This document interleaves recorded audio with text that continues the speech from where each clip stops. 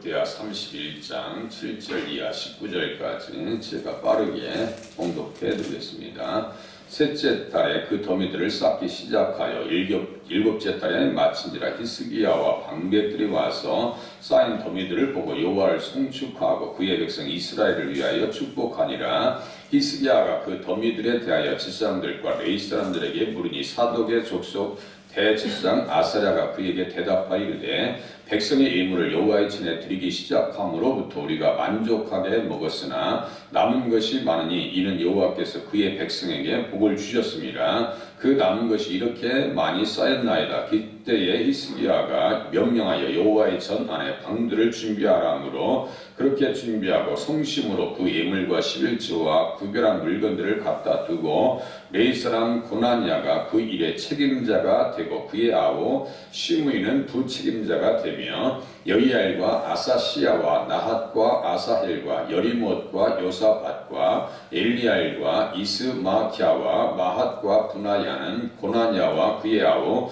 시므이야의 수하에서 보살피는 자가 되니 이는 히스기야 왕과 하나님의 전을 관리하는 아사랴가 명령한 바이며 동문지기 레위 사람 임나의 아들 고레는 즐거이 하나님께 드리는 예물을 맡아 여호와께 드리는 것과 모든 지성물을 나눠주며 그의 수하의 에덴과 미냐민과 예수아와 스마야와 아마리아와 스가냐는 제사장들의 성읍에 있어서 직임을 맡아 그의 형제들에게 반열대로 대서를 막론하고 나눠주되 3세 이상으로 족보에 기록된 남자 외에 날마다 여호와의 전에 들어가서 그 반열대로 중미에 수종드는 자들에게 다 나눠주며 또 그들의 족속대로 족보에 기록된 제사장들에게 나눠주며 20세 이상에서 그 반열대로 직무를 맡은 레위 사람들에게 나눠주며 또 그의 족보에 기록된 온 회중의 어린 아이들, 아내들, 자녀들에게 나눠주었으니 이 회중은 성결하고 충실히 그 직분을 다하는 자며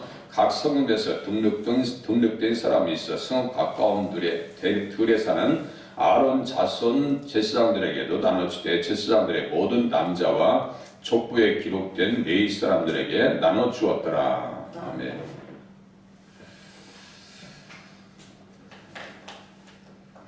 실제로 보니까 더미들을 쌓기 시작하여 일곱째 달에 마쳤다 써있어요. 이 더미는 11조를 가지고 온 성물과 11조다. 성물의 11조다. 그래서 11조는 성물이라고 말씀을 드렸습니다. 히스기야와 방백들이 와서 쌓인 더미들을 보고 여호와를 송축하고 그의 백성 이스라엘을 위하여 축복하니라 써있어요. 그러니까 11조는 축복의 씨앗이다. 이렇게 말씀을 보면서 이해하시면 됩니다. 그래서 11조 한다는 말과 부자 된다는 말이 다르지 않고 같다라고 말씀을 드렸어요. 11조 한다는 것과 부자가 된다는 것은 같은 말입니다. 영원히 부자 되면요 육신도 부자가 될 수 있다라고 하는 사실을 아셔야 돼요. 아브라함이 은금이 풍부하였다. 11조를 멜기세덱 살렘 왕에게 드린 것은 히브리서 7장 2절에 있는 말씀과 같이 아브라함이 모든 것의 10분의 1을 그에게 나누어주니라. 그의 이름을 해석하면 먼저는 의의 왕이요 그 다음은 살렘 왕이 곧 평강의 왕이요 하나님의 아들과 닮아서 항상 제사장으로 있느니라. 하나님의 아들과 닮았다 그랬어요. 그러니까 멜기세덱은 누구의 그림자예요? 예수 그리스도의 그림자이고 아브라함이 모든 것의 11조를 드렸다라고 하는 것은 살렘 왕 되시는 평강의 왕 되시는 예수 그리스도에게 드렸다라고 하면 맞습니다. 그러니까 그 드림의 대상은 누구예요? 예수님이더라. 우리는 믿음으로 말미암아 아브라함의 자손이 되었어요. 그러면 어떻게 살아야 되는가? 이스라엘 백성들처럼 겉모양만 아브라함의 백성이 될 것이 아니고 혈통적인 아브라함의 백성이 될 것이 아니라 영적으로 아브라함의 행위를 닮아가는 자손이 되셔야 돼요. 갈라디아서 3장 7절에 우리가 믿음으로 말미암아 아브라함의 자손이 됐다고 써 있어요. 그러면 어떻게 됩니까? 요한복음 8장에 예수님께서 말씀하신 것과 같이 우리 아버지는 아브라함이라 하니 예수께서 이르십니다. 너희가 아브라함의 자손이면 아브라함의 행한 일들을 할 것이거늘 써 있어요. 그러니까 아브라함이 행한 것과 같이 하면 신앙생활 잘하는 거예요. 그죠? 믿음의 조상 아브라함입니까? 그래서 야곱이 11조를 소원했어요. 야곱의 축복 노래도 있잖아요. 그러니까 하나님 앞에 드리면 손해보는 것이 없더라 이거예요. 그래서 여호와는 가난하게도 하시고 부하게도 하시며 부하게 하신다는 사무엘상 2장 7절의 말씀이 11조 한다는 말과 같은 말이라고 제가 말씀드렸어요. 제가 언제가 주일날 난예배 시간에 이렇게 아사르라고 하는 그 히브리어를 써가지고 똑같이 보여줬어요. 창에도 띄워드렸어요. CTS인가요? 거기서 보면은 싱가포르 쪽에서 목회하는 그 막 반지 끼고, 막 청바지 입고 설교하시는 분 있어요. 그분도 그 말씀 하시더라고요. 11조 한다는 말은 부자 된다는 말. 왜냐하면요, 원어를 연구하고 올라오니까 그 메시지가 나가는 거예요. 제가 정확하게 들었어요. 그러니까, 아, 그렇구나. 11조 한다는 것은 부자 된다는 거구나. 이거 다시 한번 이해하시기 바랍니다. 여호와께서 주시는 복은 사람을 부하게 하고 근심을 겸하여 주지 아니하시니라. 여호와께서 주시는 복은, 그래서 8절에 보니까 히스기야와 방백들이 와서 쌓인 더미들을 보고 여호와를 송축하고 그의 백성 이스라엘을 위하여 축복하니라. 축복했습니다. 그럼 11절을 가지고 뭐 하려고 그러냐? 11절을 받아서 뭐 하는가? 말라기에서 3장에 보니까요, 만군의 여호와가 이르노라 너희의 온전한 11조를 창고에 들여 나의 집에 양식이 있게 하라. 양식이 있게 하라고 해요. 먹을 양식이 있게 하라고 해요. 10절에 보세요. 사득의 족속 대제사장 아사랴가 그에게 대답하여 이르되 백성이 예물을 여호와의 전에 드리기 시작함으로부터 우리가 만족하게 먹었으나 남은 것이 많으니 양식이 있게 하라고. 그러니까 정말 기도하시는 분들, 하나님 앞에 헌신하시는 분들은 이 물질 관계 또 시간의 관계를 잘 맺어야 된다고 제가 말씀을 드렸어요. 그러니까 나의 집에 양식이 있게 하고 그것으로 나를 시험하여 내가 하늘문을 열고 너희에게 복을 쌓을 곳이 없도록 붙지 아니하나 보라. 그 양식을 가지고 주면은 백성들은 어떠한 유익을 얻을 수 있을까요? 4절 끝에 보세요. 또 예루살렘에 사는 백성을 명령하여 제사장들과 레위 사람들 몫의 음식을 주어. 이게 다 뭐예요? 11절에서 나오는 거예요. 몫의 음식을 주어라. 그들에게 여호와의 율법을 힘쓰게 하라. 써있죠? 여호와의 율법을 힘쓰게 하라. 그러면 보세요. 하나님의 말씀을 연구해서 성도님들에게 신령한 은혜를 끼치면 손해보라는 거예요. 여기 이익을 보는 거예요. 영적으로 유익이 있습니다. 은혜 받아보세요. 은혜 받으면요 절대로 손해보는 일이 없어요. 은혜가 없으니까 엉뚱한 곳에 지출한다니까. 수입이 온전해집니다. 11조 하는데 돈을 지출하는데 얼마나 계산하겠어요. 그런데 세상 사람들이 계산하잖아요. 금요일날부터 해가지고 주일날 저녁까지 시컷 놀다 쓰다 오니까 월요일은 무슨 날이에요? 우울한 날이에요. 우울한 날. 그런데 예수 믿는 사람들은 정말 신앙생활 열심히 하고 말씀 듣고 새 힘을 얻으면요 월요일은요 그 힘을 얻는 날이에요. 그러면 사장님이 볼 때 누가 더 이쁘겠어요? 월요일부터 와가지고 열심히 일하려고 하는 그 모습과 기가 다 빠져가지고 맥이 다 빠져있는 그야말로 김이 빠진 맥주처럼 와서 있는 그 모습을 볼 때 사장님이 누구 편에 마음에 두겠어요? 사장님이 볼 때 하나님 앞에서 은혜 받아서 일하시는 분과 실컷 자기를 위해서 돈 쓰고 온 사람이 모습이 달라요. 자세가 다르고요. 말의 모습이 다르고 일하는 모습이 달라요. 율법을 힘쓰게 하라고 했어요. 율법을. 그래서 하나님 앞에서 전을 수교하고 성전을 새롭게 해요. 그래서 그 시대에 히스기야 왕 시대에 누가 있었다고 했어요? 이사야가 있었고 미가가 있었고 아모스도 있었고 호세아도 있었습니다. 선지자가. 그럼 이 사람들과 뭐 영이 통하는 게 있을 거 아니에요. 제가 딱 집었죠. 이사야서 2장 말일에 여호와의 전에 산이 모든 산꼭대기에 붙게 설 것이요 모든 작은 산 위에 뛰어나리니 만방이 그리로 모여들 것이다. 얘기하면서 오라 우리가 여호와의 산에 오르며 야곱의 하나님의 전에 이르자. 성전을 새롭게 하고 수리하고 율법을 힘쓰게 함을 통해서 뭘 듣자는 거예요 지금? 이는 율법이 시온에서부터 나올 것이요 여호와의 말씀이 예루살렘에서부터 나올 것입니다. 이거 가지고 한참 말씀드렸어요. 다 아마 잊어버렸을 거예요. 여호와의 율법을 힘쓰게 하라고 하는 것은 이 율법이 시온에서부터 나올 것이요. 지금 시온산에 있는 예루살렘을 정화시킨 이유는 율법을 듣게 하려고, 율법을 들려주려고 백성들로 은혜 받게 하려고 하는 거예요. 그죠?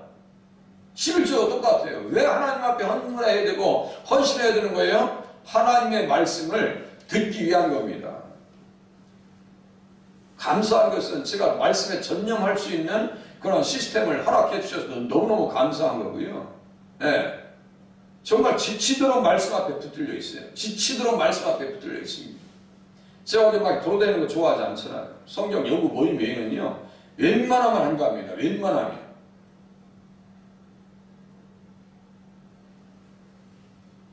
말씀을 연구할 수 있는 것이 얼마나 성도들에게는 복된 일인지 아십니까? 말씀을 깊이 헤아리고 나올 수 있는 것이 이게 감사한 일이에요. 제가 아무 준비 없이 나와서 세상 이야기하고 시사적인 이야기하고 신상 발언 해보세요. 듣는 사람들 스트레스 받습니다. 듣는 사람들 스트레스를 받아요. 뭔 얘기를 하고 있는 거예요 지금? 이렇게 나올 거예요. 말씀은 안 하실 거예요. 그런데 도대체 목사님 뭔 얘기를 해요? 제가 누구 만나서 맨날 누구 만난 얘기 해보세요. 그 속 터지는 얘기예요 그거. 말씀 가지고 서로가 줄을 당기고 삿과 싸움하고 그야말로 서로가 말이죠. 내 자아를 깨기 위해서 이 말씀을 우리가 들어야 된다고 외치고 또 외치는 거 아니에요 지금? 율법이 어디서 나와요?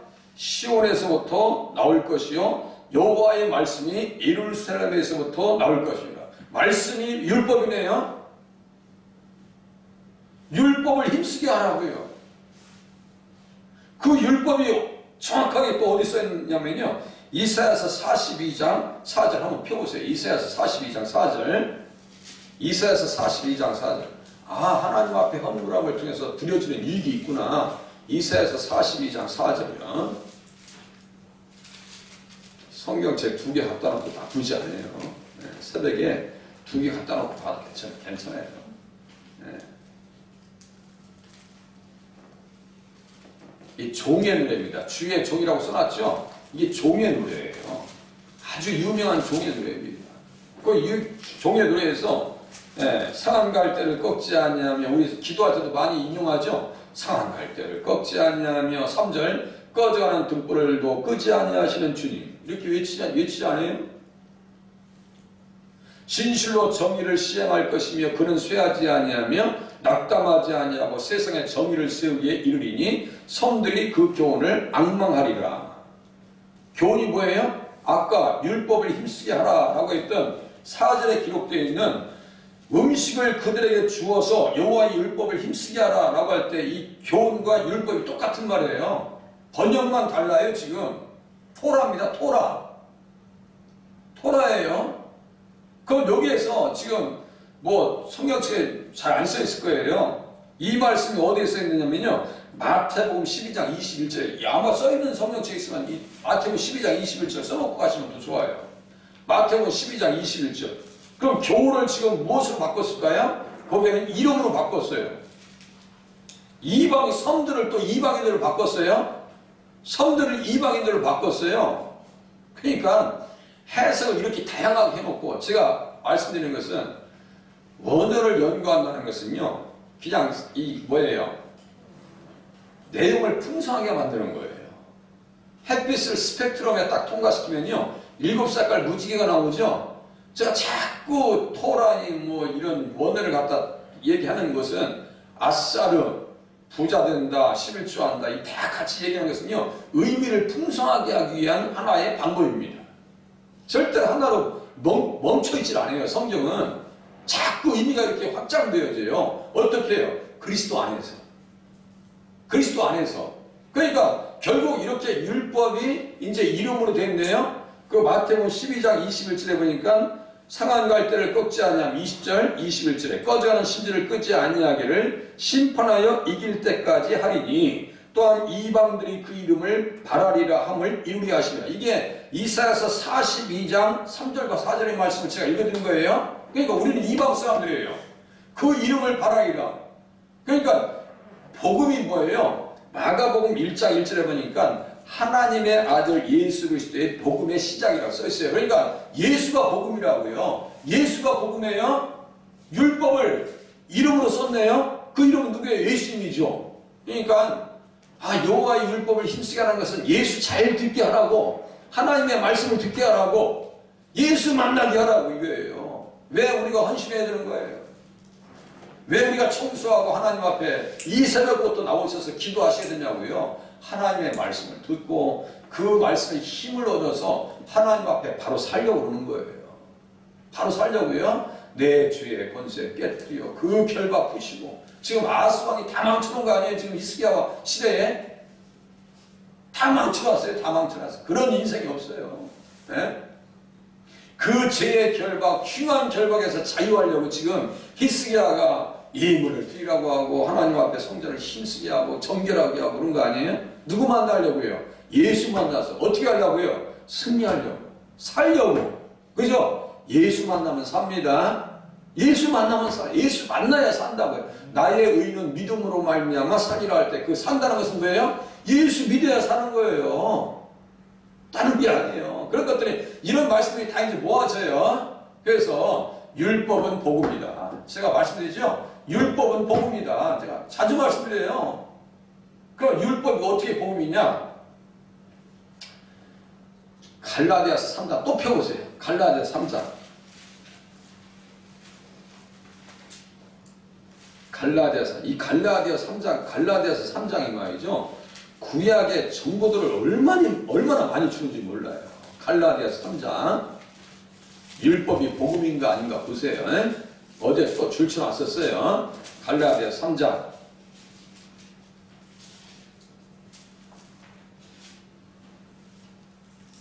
10절 보세요. 누구든지 율법책에 기록된 대로 이렇게 써있어요. 누구든지 율법책에 기록된 대로 이놓고 디귿자 써놓고 밑에 신명기 몇 절에 27장 26절 써놔있죠.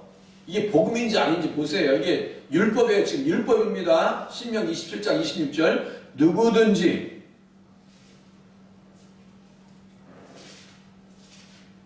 율법책에 기록된 대로 모든 일을 항상 행하지 아니하는 자는 저주 아래 있는 자라 하였습니다. 써있어요. 에발산의 저주를 다 선포하고 마지막에 기록된 것이 이 말씀이에요. 지금. 그럼 그 저주를 어디에서 풀 수 있는 거예요? 나무 십자가에서 풀어지는 거예요. 나무 십자가에서. 13절 보세요. 그리스도께서 우리를 위하여 저주를 받은 바 되사 율법의 저주에서 우리를 속량하셨으니 기록된 바 나무에 달린 자마다 저주 아래 있는 자 하였습니다. 기록된 바 나무 해놓고 제 성경책에는 비읍자 써놨는데 신명기 21장 23절 거기 써놨죠? 율법이 무엇을 얘기하고 있는 거예요? 복음을 얘기해요 안 해요? 이 보니까 결과적으로 보니까 율법은 누굴 얘기하고 있어요? 예수 얘기하고 있는 거예요 지금. 그래서 복음이라고 제가 말씀드리는 거예요. 이방인들이 그 이름을 바라리라. 마태복음 12장 21절 율법이 바로 그 이름, 교훈 이거예요. 그러니까 이게 일반적인 이야기들이 아니에요. 단순히 읽고 넘어갈 이야기들이 아니라고요.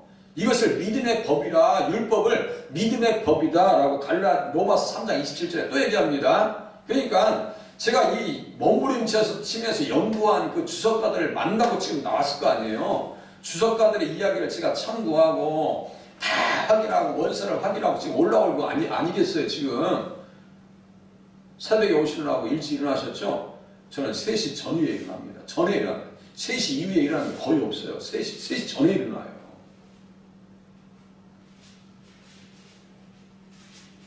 이렇게 새벽에 오시는데 제가 홀대하겠어요? 대충 하겠어요? 대충 하고 싶은 마음이 1%도 없습니다. 1%도 없어요. 그래서 10의 1조를 들여서 어떻게 하라고요? 하나님의 집에 양식이 있게 하라고요. 무엇을 위해서? 말씀 듣기 위해서, 율법을 듣기 위해서, 복음을 듣기 위해서 누구 만나야 되기 때문에요? 예수 만나야 되겠기 때문입니다. 율법에 기록되어진 예수 그리스도. 그죠? 율법에 기록된 예수 그리스도를 만나야 되는 거예요. 다시 이제 넘어가겠습니다. 이렇게 역대하 31장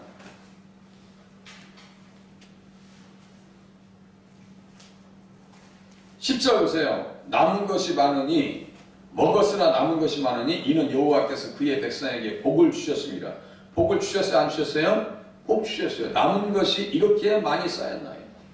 넘쳐나야 돼요. 교회는요, 먹는 것이 넘쳐나야 돼요. 우리 주방에 그렇게 하잖아요. 항상 부족하지 않게 합니다. 넘쳐나게 해요. 넘쳐나게. 제가 항상 말씀드려요. 넘치게 하라고. 그때 히스기야가 명령하여 여호와의 전안에 방들을 준비하라 하라므로 그렇게 준비하고 성심으로 그 예물과 11조와 구별한 물건들을 갖다 두고 레이스랑 고나냐와 이렇게 책임자들이 세워집니다. 네. 14절 동문지기 레이스랑 여호와께 드리는 것과 줄곧 하나님께 드리는 예물을 맡아서 이제 보세요. 14절 나눠지며 15절 나눠주며 끝에 보세요. 16절 나눠주며 16절 보니까 3세 이상으로 족보에 기록된 남자 외에 이렇게 써있어요. 다 주는 거예요. 다 주는 거예요. 아주 넘쳐났어요. 이게 교회의 이상적인 모습입니다. 그죠? 이상적인 모습이에요. 3세 이상으로 원래 20세 이상 뭐 30세 이상 되는 거 아니에요? 근데 3세 이상으로 낮췄어요.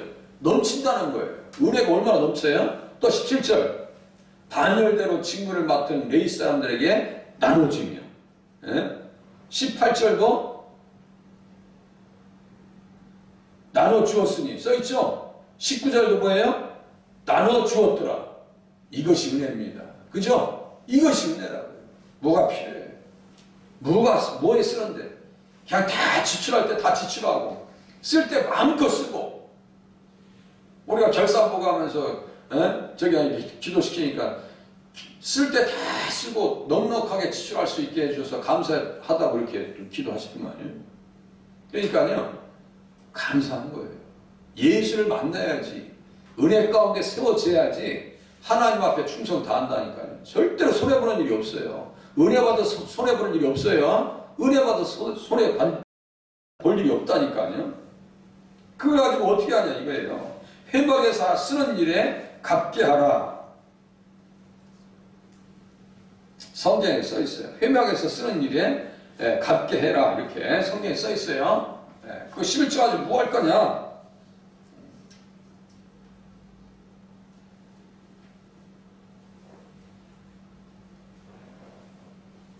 주님 앞에 우리들도 그렇게 쓰임받는 자리에 서시길 바랍니다. 민수기 18장 21절이네요. 내가 이스라엘의 11조를 레위 자손에게 기업으로 다 주어서 그들이 하는 일, 곧 회막에서 하는 일을 강단히 써있어요. 회막에서 하는 일, 교회에서 하는 일을 쓰임받을 수 있도록 우리가 몸과 마음과 또 물질을 다해서 헌신할 수 있기를 바랍니다. 기도하시겠습니다.